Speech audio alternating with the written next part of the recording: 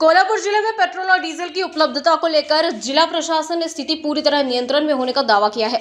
जिला आपूर्ति अधिकारी मोहिनी चौहान ने बताया कि केंद्र सरकार की अपील के बाद लोगों में अतिरिक्त ईंधन जमा करने की होड़ बढ़ी, जिससे कुछ समय के लिए मांग और आपूर्ति में अंतर पैदा हुआ।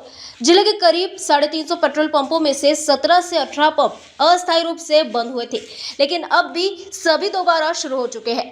कोल्हापुर को मिरज डिपो से ईंधन आपूर्ति है और वहां आई कमी अभी दूर कर दी गई है। प्रशासन ने लोगों से ईंधन बचत करने, सार्वजनिक परिवहन और इलेक्ट्रिक वाहनों का अधिक उपयोग करने की अपील की है। नाही, गेल्या आठवड्यामध्ये मला वाटतं केंद्र सरकारने 2 वेळा डिझेल आणि पेट्रोलची भाववाढ केली. त्याच्यामुळे थोडंसं लोकांच्या मध्ये भविष्यात भाववाढ होईल म्हणून थोडासा ॲडव्हान्समध्ये साठा करण्याची सुद्धा प्रवृत्ती काही लोकांमध्ये दिसते तिथे. त्यामुळे परत एकदा की थोडासा मागणी आणि पुरवठ्यामध्ये थोडासा गॅप झालेला आहे तिथे. पण आपली जेवढी डिमांड आहे त्याच्यामध्ये कोल्हापूर जिल्ह्यासाठी ते आपल्याला 100% मिळते तिथे.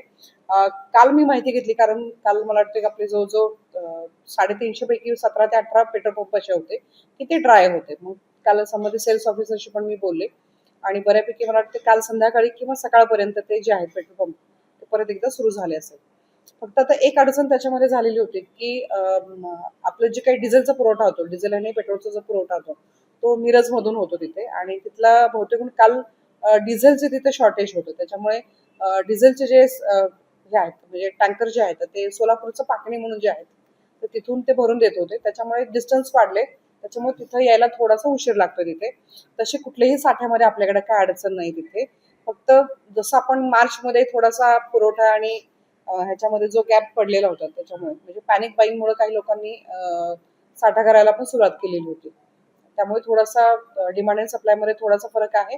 पण मला वाटतं ह्या 2 दिवसामध्ये ही सिच्युएशन पूर्णपणे कंट्रोलमध्ये येईल. कारण यापूर्वीच माननीय जिल्हाधिकारी जेव्हा एडगे साहेब होते त्यावेळेस आपण कंट्रोल ऑर्डर खालीच आपण एक ही काढली होती की कुठल्या प्रकारे आणि एक्सक्लुझिव्ह ऍक्ट खाली आपण ती ऑर्डर काढली होती की कुठल्या प्रकारे कॅनमध्ये किंवा बाटलीमध्ये पेट्रोल पंप देऊ नये आणि अशा ठिकाणी पेट्रोल पंपावर कुठल्या प्रकारे जात म्हणजे बाटली किंवा कॅनमधून जाणार नाही याची जबाबदारी पूर्णपणे आम्ही सेल्स ऑफिसरवर टाकलेली होती तिथे.